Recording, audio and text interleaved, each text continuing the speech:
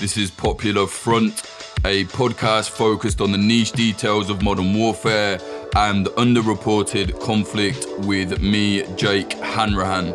Today we're speaking to Joe Kassabian. He's an author, Afghan war veteran, and the host of the Lions Led by Donkeys podcast.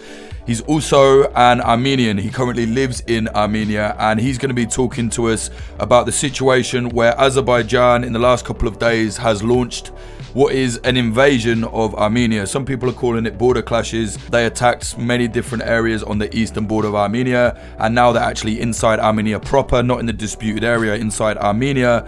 They've taken about 7 kilometers of land, so this is an invasion.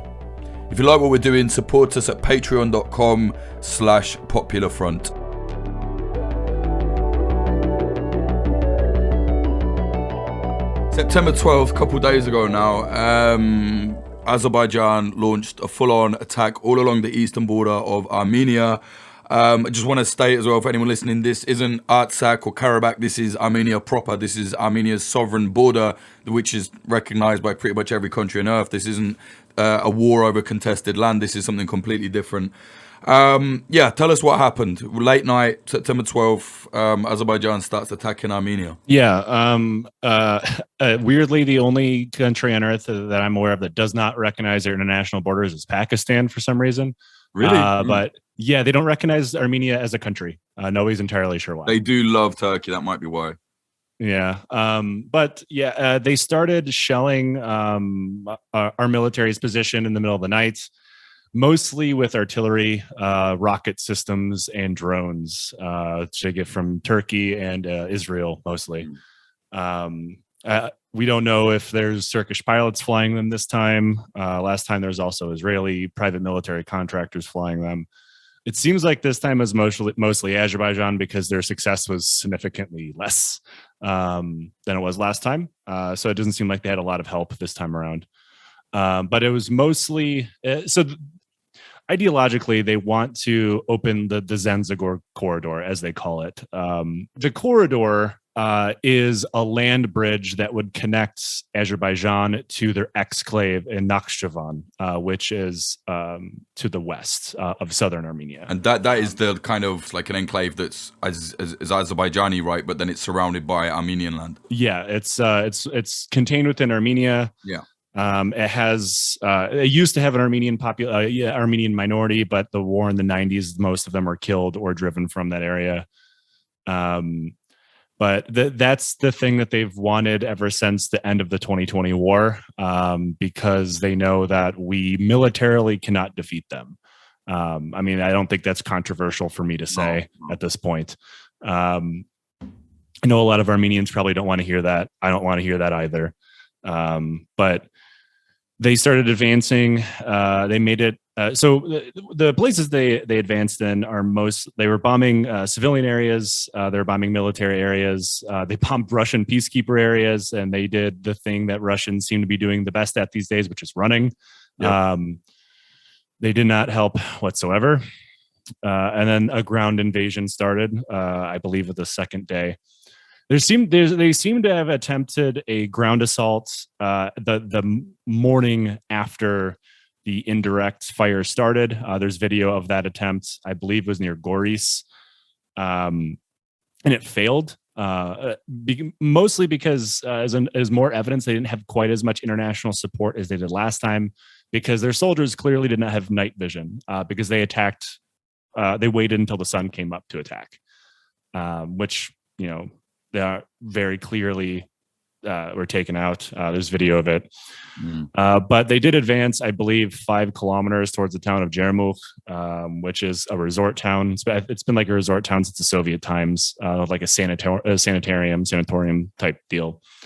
And they also bombed that town as well. There's they made it all the way within about 4.5 kilometers, I think, is the thing that the MOD told us today, away from the town. Previous to that, it was 11 kilometers away. So they did invade, and they're currently occupying the internationally recognized sovereign soil of the Republic of Armenia. This is absolutely nothing to do with Artsakh. Well, I find it's interesting that the media is still I honestly, I don't get why. I do get what it is. It's not pro NATO, but when it comes to Armenia, the media, and I don't want to be this mainstream media sucks guy, because often it doesn't, but often it does. They're calling it a border clash still. And like, I was looking at this, I think there's something like 7 kilometers of Armenian land on the Armenian side of the border that Azerbaijan has taken and is occupying right now. That is an invasion. I don't know what else you could call it. That is not a border clash, you know? No, it's absolutely not a border clash. And I like that. I don't want to become like this angry mainstream media guy either. Because that end up sounding like Alex Jones or something. But the complete aberration of like responsibility for accurate reporting in this conflict immediately and you were there. This takes us back to 2020, where people once again framed it as a border clash, or without understanding any kind of history involved, or in this case, looking at a fucking map. And they're calling it a border clash. Like CSTO is complete dog shit. Everybody knows they're complete dog shit. So when our Prime Minister Nikol Pashinyan, admittedly I'm not the biggest fan of, attempted to trigger Article 4 for collective self-defense, it was even turned down and claimed that it was a border clash, despite the fact. I mean, the whole organization is pretty much just kept in place to keep everybody within Russia's sphere of influence, and now Russia's sphere of influence is like falling apart faster than their tanks. And what is the CTSO for anyone that doesn't know? It's effectively the Russian answer to NATO. It involves, I believe, there's 6 countries in it: Russia, Kyrgyzstan, I believe Uzbekistan, Tajikistan, Armenia, and Belarus.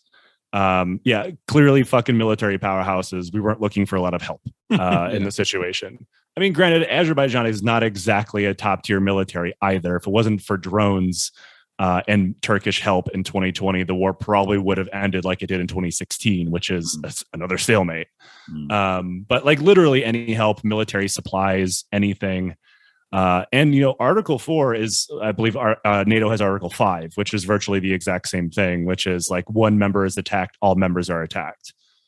And that is effectively supposed to be the same thing. And they're just like, yeah, no. For example, I don't know when this is coming out, but Nancy Pelosi is supposed to come here this weekend. Which has never happened before, which is everybody's very weirded out by it. But she's actually going to get here before any kind of Russian representation, who is, remember, like everybody always says, I'm sure you've heard it, like Russia is supposed to be our security guarantor. And the United States is actually going to come here before Russia does. That's hilarious. Yeah, it's completely baffling to me. And I'm American. Like, I don't understand what's happening anymore either. But the framing of this could be seen in a lot of different ways when it comes to the media. And the easiest answer is nobody cares. So they're not going to try. We're not Ukraine. We don't have a clear, like, if you're not very familiar with our conflict and our history, you have to read up on what these things mean. You've never heard of any of these towns on a map, probably. Unless you know an Armenian, you've probably never even heard of us or the war in 2020 or now the war in 2022. So they don't really try all that hard. That's the most charitable answer that I can give. The most conspiratorial answer, which is also partially true, is like the Azeri laundromat, which has been reported about quite a few times, where they use vast amounts of oil wealth to buy stakes in media outlets, political parties. I believe it was Austria got caught up in this. They have a huge stake in BBC. So that's why you see like visit the land of fire ads on BBC all the time, because Azerbaijan pays them massive amounts of money. So you're never going to see accurate reporting. You're going to see things like dispute or border clash or allegedly when it comes to like videos of Armenians being beheaded like they were in 2022.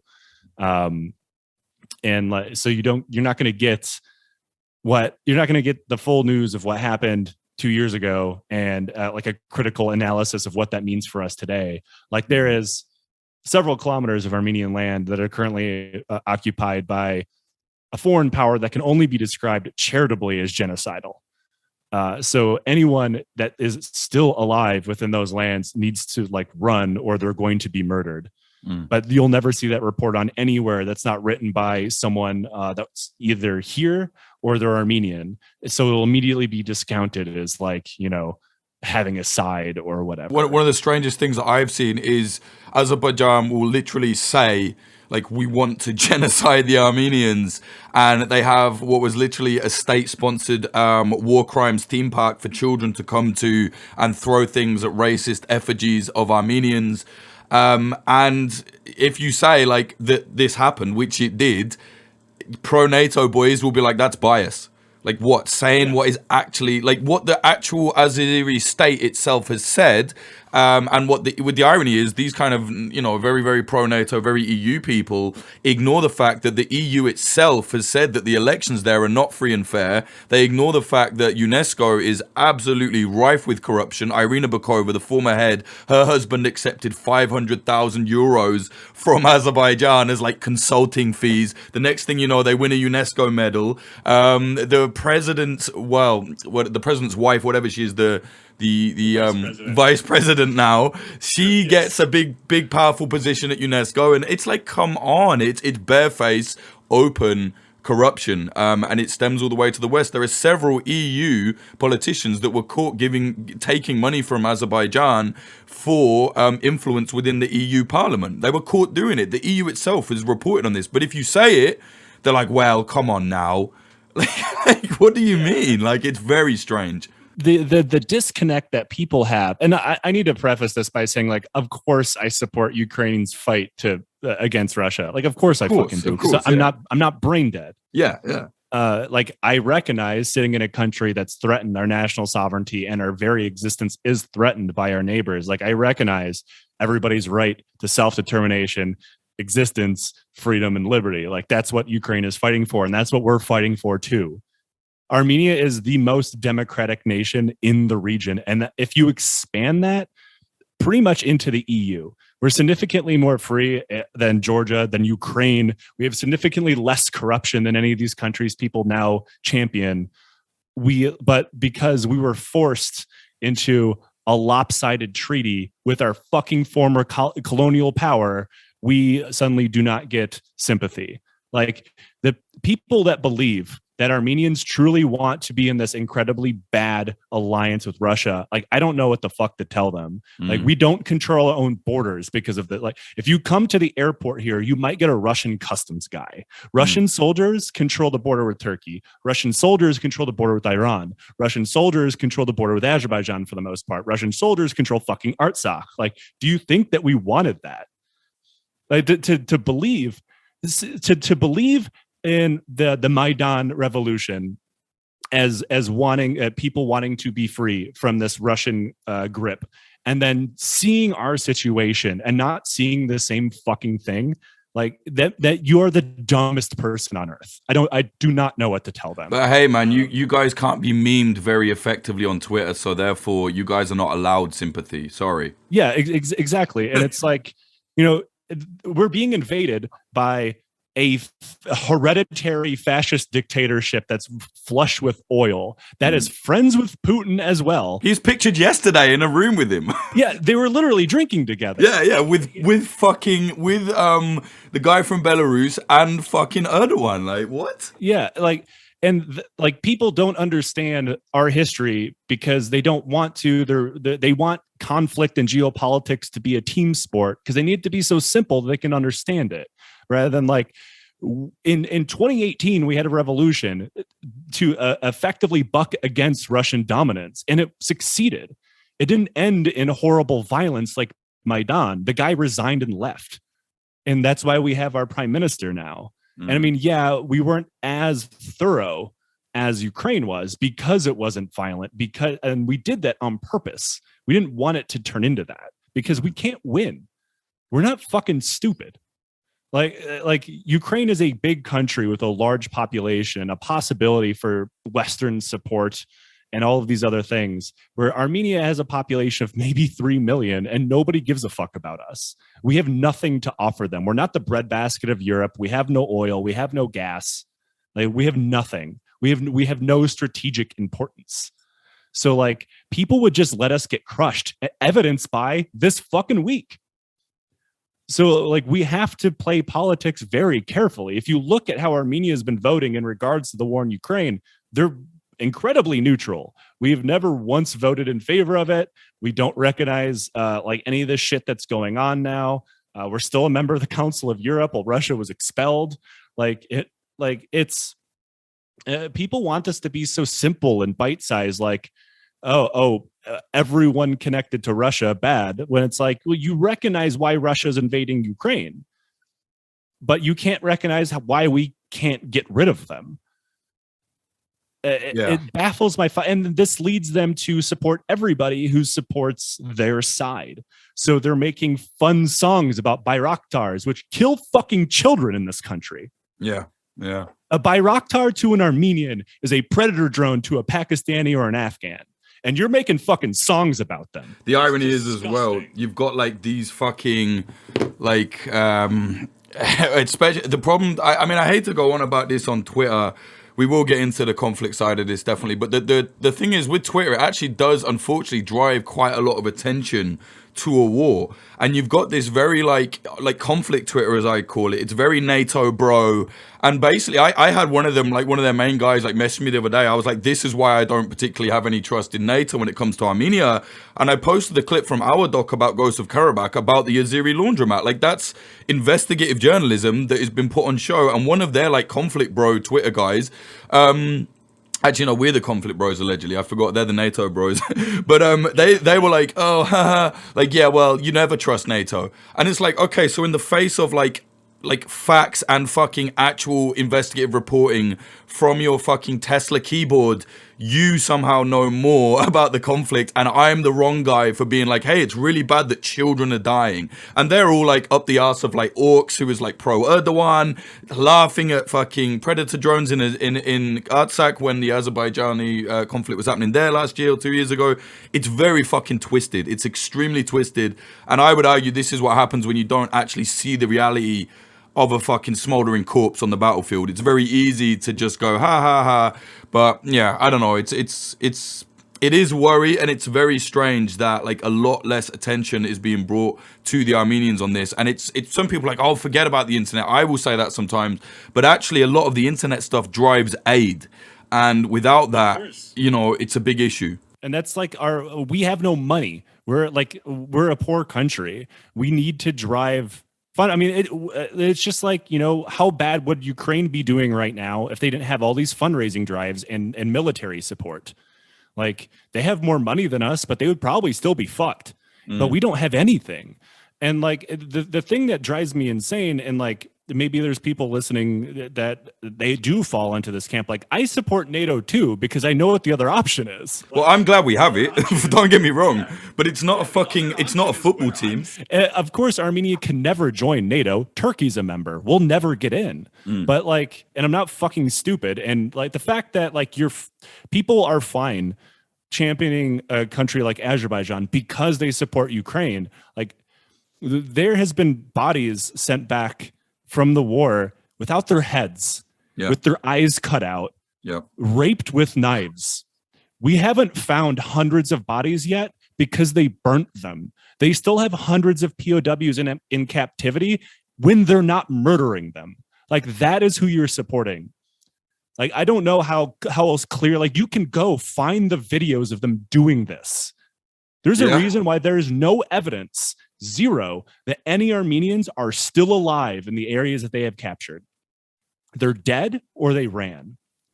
Like, I mean, that is what you support. In 2016, two Azeri soldiers beheaded that Yazidi Armenian lad, played football with his head, and when they went back to Azerbaijan, they got medals for it. So, you know, the state is fucked. And in fact, anyone that spoke out about it was sent to prison. There were like a lot of Azerbaijanis were imprisoned for literally being like, why are we attacking Armenians again? Like, it's fucked. Yeah, in the early 2000s in Hungary, there was an Azeri soldier, because they're there for like this joint NATO training mission, because, you know, occasionally nations that aren't members of NATO get invited for NATO training. And there was I believe 2 Armenians and an Azeri, and they're all staying in separate rooms. And one night, for no fucking reason, the Azeri kicked open the door of one of the Armenians' barracks and they cut his fucking head off with an axe. He was arrested, found guilty in Hungary, and put in jail. Hungary immediately sent him home after like 2 fucking years. With the idea that he was going to serve out his sentence in Azerbaijan. Of course, that didn't happen. He was welcomed home to a fucking hero's parade. He was promoted, given back pay, given apartments, and all this other shit. Like that's the support that you guys are giving. Like that's you. That's what you're okay with. If you're okay with this, and we'll be told now, people listen, like, God, you guys are so biased, and it's like literally talking about actual facts that happened is now biased because it doesn't key up with the side of the correct opinion. I am fucking biased because I'm like, well, you are, yeah. Like, and that, you know what? Call me biased. Fine. Like of course I am, because I see what they're fucking doing. I live here. I see wounded war veterans walking down the street every fucking day that are missing their limbs. There's people that don't have their dads, their moms, their kids because they were killed by a fucking drone strike. Of course I'm fucking biased. You would be too. Yeah, absolutely.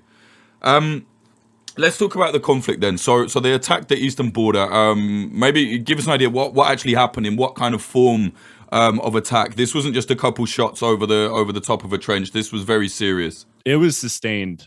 From what I understand, from what I've seen, it was a pretty heavy bombardment, which is why most people rightfully assume like there's an invasion coming, because the last time that this happened was 2020. Of course, that was in Artsakh, where they sustainedly bombarded the Artsakh Defense Army, which I need to point out is separate from the Republic of Armenia's military. If anybody from like any media outlet is paying attention and can't fucking use Google. But this time it was within Armenia, and it was the heaviest bombardment that's hit Armenia since the 90s, since the first Karabakh War. And like, honestly, it may even be more than that, because now obviously their military capacity is way, way higher. But it was a lot of artillery, a lot of rockets, and drone strikes. They were drone striking mostly air defense, from my understanding. They also drone strike soldiers. I'm not sure if they use artillery or rockets on administrative buildings, schools, hospitals in Goris, Jermuk, all these places. I don't know if they use that or drones specifically. I doubt that they would release those videos like they release all the fucking murder porn of 18-year-old conscripts being killed, like they like to do, and get shared around the internet, which is normal and fine apparently. But it was kind of an indiscriminate shelling. They shelled military positions at the same time they shelled houses and administrative buildings, hospitals, schools. I mean, just like they did in 2020. And just like in 2020, unfortunately, they'll get away with it. This time, there's no evidence that there was any cluster bombs launched. I think it's because it ended so soon. However, as we're recording this, we have a ceasefire. It'll probably last through the weekend until Pelosi leaves at the minimum. Outside of that, we don't have a lot of faith that this is going to stick around. I mean, since 2020, we haven't had a single month without an Armenian civilian or a soldier being murdered in a ceasefire violation across the border, whether it be in the Republic of Armenia or in Artsakh, because they do it in both places. So who knows how long this one will last, but it seems that they didn't use a ton of armor this time. It was mostly infantry attacks. I have seen like they brought armor up afterwards. I didn't see any evidence of them using them in fighting. I'm not entirely sure why. I think it's because organizationally their military is quite weak, and they don't really know how to do a combined arms warfare without Turkish management. Because during the 2020 war, the first couple days and weeks went so badly for Azerbaijan that Turkey effectively had complete operational control, which is why you saw the immediate change afterwards with like mostly success after that. But this time seemed to like the video shows a straight up human wave attack. So that's probably what they did. But when you throw enough artillery at trenches and bunkers and stuff, you're eventually gonna kill enough people where you can human wave attack straight through it, And Azerbaijan says that Armenia started this. They said they were moving weapons on the border. They fired across. Personally, it just doesn't make sense to me. I mean, Armenia lost a ton of land in Karabakh already, and at the time, Pashinyan was making deals with Azerbaijan. And militarily, it's complete and utter suicide to do such a thing. I don't know. What do you make of it? So going back to every war that we fought outside the first Karabakh war in the 90s, from 2016 to 2020, now 2022, every single one of them was prefaced with Azerbaijan claiming that there's some provocation every single time. So it looks like they're reacting to something when, obviously they've been playing these for months. I saw one where they said that there's a provocation because there was an Armenian soldiers stationed nearby. It's like, well, it's Armenia. Like the provocation that the Armenian military stationed within Armenia.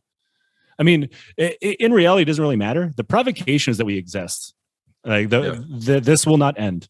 The provocation is they do not believe that we have the right to live here. They've made that abundantly clear in propaganda, whether that be the genocide theme park, or public statements from Aliyev and his deputies and stuff, saying that Armenians would be chased off their land like dogs. They put out a nationwide stamp of them fumigating Armenia with gas during the pandemic. Aliyev once said that we're not even fit to be colonized. We need to be removed. Things like that. Like that's the reality of the conflict. The conflict is also about territory. Like, of course they want that corridor. Of course they do. It would only benefit them. But even if they got it, it wouldn't end. Like Armenia could give them all of the southern Mars and like, it wouldn't matter. There'll be a war within a year. Because they fundamentally do not think that we have the right to live in Armenia. They don't just have territorial claims over Artsakh. They have territorial claims over Yerevan, which is our fucking capital, which has been Armenian since before Rome was established. Yeah. Like it's completely ridiculous, and it's not based in anything that could be considered reality. Instead of having people condemn this, like they're called a trusted partner of the EU. Well, they're selling. I mean, Azerbaijan right now is. I don't know if you know the details of it. If you do, please kind of explain it. But I understand that Azerbaijan is selling a load of gas right now to Europe because of the situation with Ukraine and the kind of isolation towards Russia. So Azerbaijan is gonna facilitate all this gas to Europe. I mean, I really don't think Europe is gonna say too much about this, considering that, because as we have to say again, the EU is not a moral thing. It's just a fucking business alliance. The EU facilitates slavery in Libya and stuff like this. The EU is the reason that so many refugees drown in the sea every year because of Frontex. Like, this is just a business strategical alliance, whatever. But yeah, I mean, it seems like that's a situation, right? I mean, it seems like that's going to be an issue, the gas, I think. What do you reckon? No, that's 100% right. And even like 2 days before the war in Ukraine started, Putin met with Aliyev to solidify their alliance anyway. So like cutting out Putin from gas, which, like, first of all, Europe, you're fucking stupid for making yourself completely energy dependent on Russia. That's the dumbest fucking thing you could have done, on top of your entire history, I suppose. But like, no, and I say that even though I'm kind of in Europe, but like, and I mean, Armenia is also completely dependent on Russia for gas, but at least we have an excuse. But he has an alliance with Putin. By cutting out Putin and embracing Aliyev, literally all you did is like put a mustache on Putin. Well, Aliyev buys weapons from Putin as well. Of course, he's the biggest military supplier of Azerbaijan. Yeah. Like by far. Turkey doesn't even come close. Yeah, it's mad. It's completely ridiculous. It's like saying that the United States is disgusted by the United Arab Emirates conduct in Yemen, so we're only going to do business with Saudi Arabia. It's the most gutless, spineless fucking thing they could have done, which is entirely on brand for everything that's been happening in the EU in the last fucking who knows how long. Like, for the cost of cheaper gas for winter, like at least 200 people are dead. I hope you're really happy. the death toll now, from what I'm reading, is around about 450. I understand Armenians. Civilians are being hit as well. Just explain to us what is actually happening here. Are they hitting military installations in towns, or are they just hitting random civilian targets? Like, to me, from the footage I've seen, it seems they're just hitting houses, residential buildings, everything. Yeah, what's going on? It seems to be that they are targeting military installations as well as any populated center. Like the city of Jermuk was hit, Goris is hit, countless other towns were hit. It didn't really matter the size or strategic location. Not to mention, like, I feel comfortable saying this, like, Armenia doesn't fortify its cities. Like, you've been here, and maybe God, people listening have been here. You can drive through any fucking city here. You might see soldiers, but they're like kids on leave. Yeah. Like, none of these cities are fortified. There's no military targets in any fucking city in this country. Like, it's complete bullshit, which I'm sure they'll say there was like an S-300 system in fucking Jermuk. Jermuk is known for making water. Like, sparkling water is what this place is known for. And they fucking bombed it. But they also they effectively will shoot or bomb anything that moves. But we don't exactly have a lot of bomb shelters and stuff like that, so people don't have a lot of places to hide. We have over 2,000 people that are internally displaced now, on top of the ones that are still internally displaced from 2020. Kids were hiding from drones in caves. It's like it was. I mean, when you realize what their ideological goal is, which is our extermination, like, their military tactics make a lot more sense. Which you can see those same things in Russia's military actions. The only difference is they didn't launch a missile at Yerevan, because we can then launch a missile at Baku. Now, we can put a missile directly into their fucking gas supply. I don't know why we haven't, to be completely honest. Yeah. But like. Not to mention, like, it's really hard to bomb a capital city and not face pretty extreme international repercussions, unless you're the United States. Yeah. They can do whatever they want. You just kill a whole family in Afghanistan and be like, later. Yeah. They looked wrong, so we fired a sword missile at them. What's the reaction from Armenians on the ground right now? Obviously, you're there, you live there, you are Armenian. Like, what are people saying? Everybody's mad, man. Like, I mean, obviously, but like, we're so tired. Yeah. How many years do we have to go through this? Like, how many years are we going to be effectively under siege with a gun to our head, and this is allowed to happen? Like, if you truly believe that there's a rules-based international order of some kind, like, this is great evidence that it doesn't exist. Yeah. And it's like, it's hardly, and oftentimes when there's conflicts you don't hear about, say, civil wars, invasions, whatever, like, you can kind of chalk it up to like regional stupidity, maybe like implicit racism, something like that. But like, none of that is the case here. Like, it's that one country has a strategic resource, and the international community is allowing them to bleed us slowly because they want it. And I think everybody knows that. Everybody's furious at Russia because, we have a mutual defense pact with Russia. Like, they are supposed to have to respond if Armenia, the Republic of Armenia, is invaded. And they didn't. I mean, to be fair, this is why the war was launched when it was launched. Right. They know they can get away with this. Yeah. I mean, and don't get me wrong. Russia knew that this was going to happen, just like they knew in 2020. This was green lighted by maybe not by Putin, but the government, but also probably Putin. Just like every war is launched in this region at the permission of. And I mean, nobody's surprised. But there's a lot of Russians who came here when the invasion of Ukraine started. There's a lot of Ukrainians here. We welcome everybody. Our visa laws are super welcoming. We don't arrest dissidents, because if you go next door to Azerbaijan, a place I cannot legally enter because of my ethnicity, you cannot get away with any of those things. They're worth defending, though. But this place, which is effectively a bastion of free speech in the Caucasus, is under assault. And tens of thousands of fucking people moved here to escape political or political oppression or violence. And we welcome them all with open arms. That's starting to change. A lot of people are not happy with the Russians here now. Because we were left out to dry.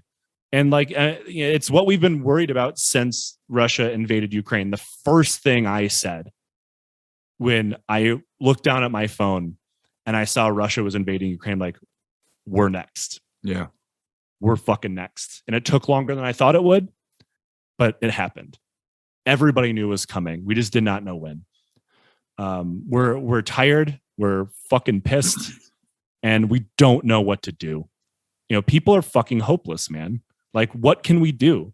We can't fight back. We'll lose. We can't not fight back. We'll all be murdered. You know, we have nowhere to go. We're a small landlocked country with no money. What the fuck are we supposed to do? You know?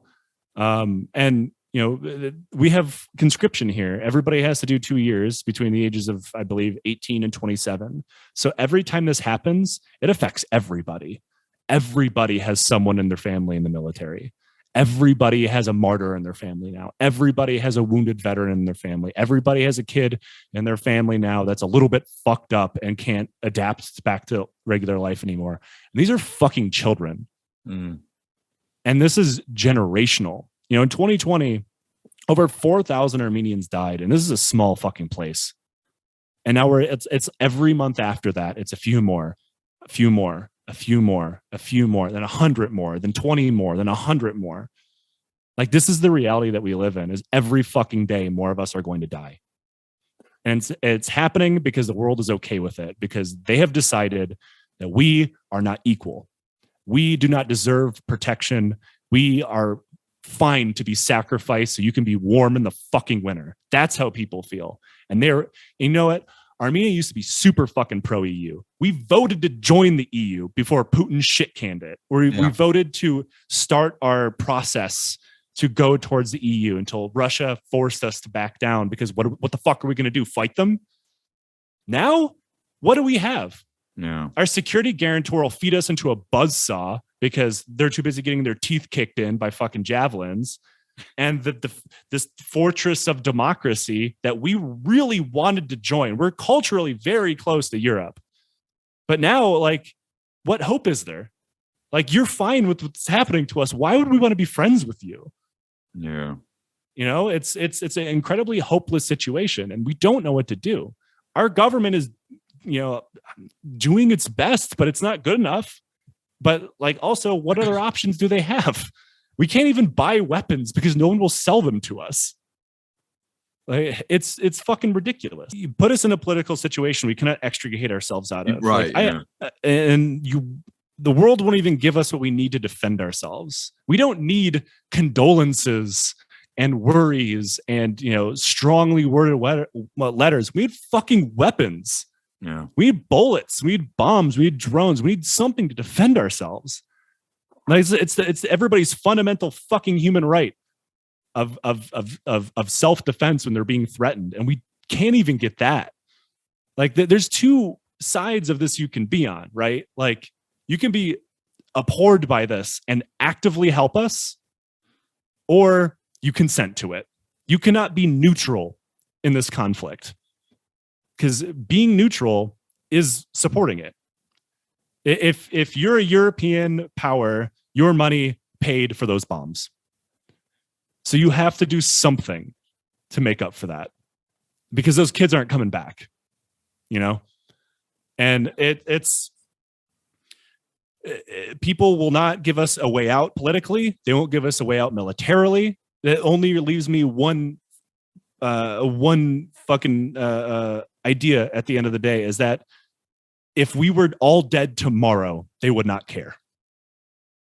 And that does something really bad to a national psyche when you realize you're living in that situation. Like, we're losing a lot of our youth because they're leaving. You know, like, a lot of people don't see a future here because, admittedly, the world isn't giving us one. I mean, Armenians will continue to exist. We always have. This isn't the first fucking asshole to show up on our doorstep and try to kill us all. And it won't be the last. It's crazy. We're still going to be here. It's crazy that you're facing this, though, like almost 110 years later after the fucking genocide, and still people are like, it's just, I don't know, man. I don't even know. What do you even say, you know? so few people cared about a million of us dying that Hitler cited apathy when it came to the Holocaust, when apathy to the Armenian genocide, when he started killing Jews. And now it's 2022, and once again, Europe is apathetic to people dying. And like, it's not even like a condemnation of Europe. It's everybody from Russia to Europe to the United States to Canada, whoever. I don't care.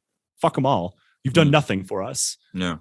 If actually doing nothing is better than what they've done, because European oil is paying for weapons. American money is paying for special forces training. Israeli drones are killing children. Well, I mean, they do that in a lot of places, but they're also doing it here.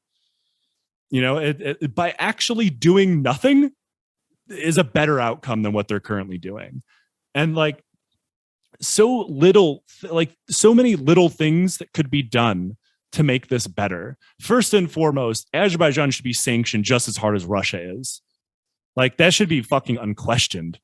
I don't know what other reality you live in where they wouldn't be. Like, you literally just have to sanction their oil and their gas. But then Europe would be expensive in the winter, so you can't do that. Or even going lower than that, stop giving them fucking weapons. Like, America gives them plenty of weapons, and they can easily tell Israel to stop too, but they won't. Oh, never gonna happen. Never.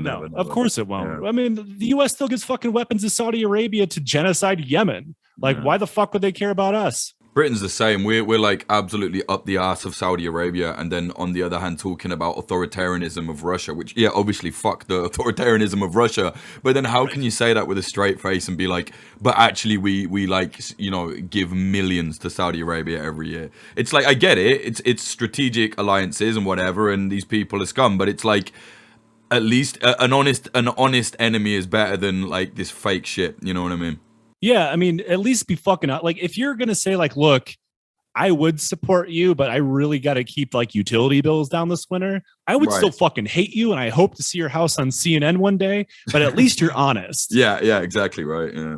But like, instead, it's like, oh, we strongly condemn, or we ask both sides to de-escalate. Yeah, motherfucker, how are we supposed to de-escalate?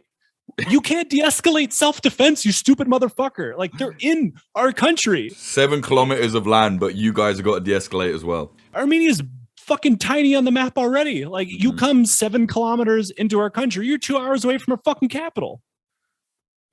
That's what's happening.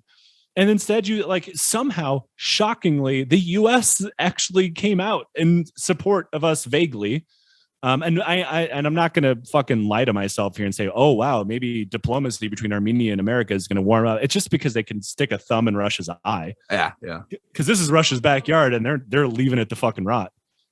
Yeah. Which, in my opinion, of course, I would much rather Armenia move west, because I've seen what Russia gets us. Everybody has seen it now. If someone gave us, I will put all of my money on the fact that if America or even the EU, even after all of this, gave us a 100% foolproof fucking path to some kind of protection guarantee, not even full membership in NATO or the EU, even like literally just an agreement with the United States on itself, we'd take it in a heartbeat. But we don't have that. There's no way out, and nobody's giving us one. When you're a small country, you have to have a security guarantee. Look at our neighbors, man. Like, Turkey could wipe us out in fucking a day. You know, I mean, and the thing is like, if America or the West was smart, this is exactly what they do, because our only other friend is Iran, and they're largely apathetic, really, to the situation, I think. Well, Iran is interesting. Armenia and Iran have weirdly close relationships when you look at the fact they're Islamic theocracy, and we're the first Christian country on earth. You'd think that we'd fucking hate one another, but historically, we've Armenians and Persians have intermarried, have had kids, have moved back and forth across the border. There's a huge population of Armenians in Iran, and the area that Azerbaijan is pushing through is on the Iranian border. And Iran has pretty plainly stated, like, they will not accept any change to this Armenia's southern border. They've gone so far as to open a consulate in Sunik in the south. I think that's also why Azerbaijan didn't push near the Iranian border. Now, don't get me wrong. I don't think Iran cares, but also, I mean, they're not a great ally. That's a dysfunctional country with a military that probably only functions on paper. Like, they're probably not going to be the greatest help. I think they could steamroll Azerbaijan if they really wanted to, because again, small country, small military. But there's also geopolitical problems that comes if we become close with Iran. We'll probably get fucking sanctioned. Once again, we have no way out. Yeah. In terms of I've been reading a little bit about kind of local militias that have been training up and stuff like that. How prevalent is that right now? Do you know? So there's a lot of different volunteer detachments. Armenia has a pretty big historical love for volunteer detachments, especially from the First Karabakh War, going back to, the First Republic, fighting the Soviets, fighting the Turks. There's a historical precedent in volunteer detachments. There's quite a few of them. I don't know how much fighting they're doing. I don't feel comfortable explaining their capacity, honestly. But they've been around for a long time. They kind of jumped to more prominence in 2020 because, the 2020 war was in Artsakh, not Armenia. So the Armenian army did not fight in that war. However, a lot of people in the Republic of Armenia joined volunteer units to go in Artsakh to fight. So they kind of exploded in number. But yeah, I mean, it's normally very localized self-defense units, because, the military has military goals, but also, people want to protect their fucking towns and their villages. I don't know. I know some of them were killed in the bombings. A female fighter was killed, actually. Quite famous. Quite a well-known one. Yeah. And her body was mutilated. Yeah. And they put the laughing photo of them doing it on Telegraph. It's fucked up. There's really no point even saying what good, maybe if there's anything good, what can we do, blah, blah. But in terms of charities and aid, if the international community, I'm not talking about the state international community, I mean just human beings, what can people do if they want to help? Do you know any good charities people could look to or whatever? Yeah, there's quite a few, depending on, what exactly you want to donate to. And there's other ones out there as well. These are just ones that I've used personally. There's armeniafund.org. Mm-hmm. They're pretty well known. There's also himnadram.org, himnadram.org. That is mostly focused towards wounded veterans, because it's, if you are in the U.S., they do more than that as well. They help develop infrastructure. They build schools, because these things are all targeted in these drone strikes. They help amputees get prosthesis, because we have a lot of amputees from the war. They do a lot of reconstruction for agricultural things, because we lost a lot of territory, so now we need to move things around. There's also Children of Armenia Fund, which name implies, right? There's 1000plus.am, which is very, very good. Much like the other one, this helps military veterans, but it also helps families.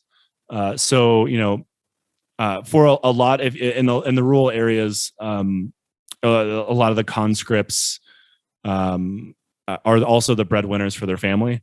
And they have to go do their 2 years of service, and if they die, their families have a really hard time just surviving after that. And so this kind of goes into something of an insurance fund, almost for the survivors, but not just that. It helps amputees. It helps them build houses that are wheelchair accessible should they need it.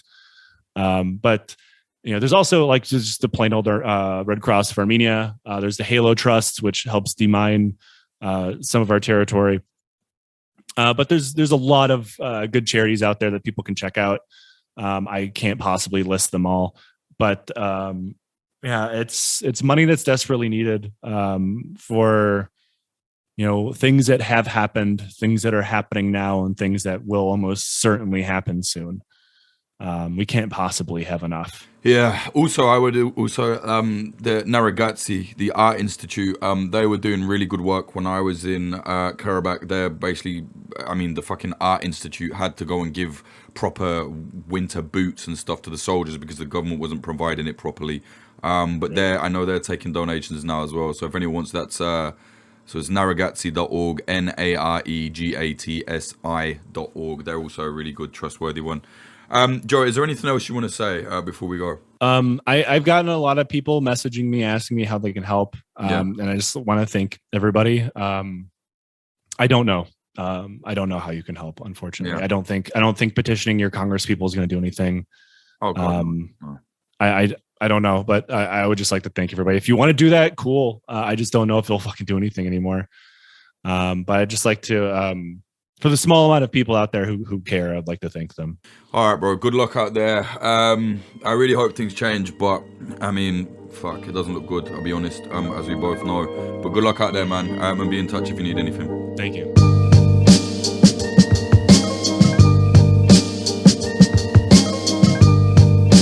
That was Joe Kassabian, author, Afghan war veteran, host of Lions Led by Donkeys podcast, and also a student of Holocaust and genocide studies.